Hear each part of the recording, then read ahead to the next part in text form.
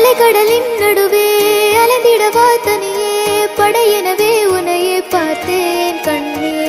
புதை மணலில் விழுந்தே புதைந்திடவே இருந்தேன் குறுநகையை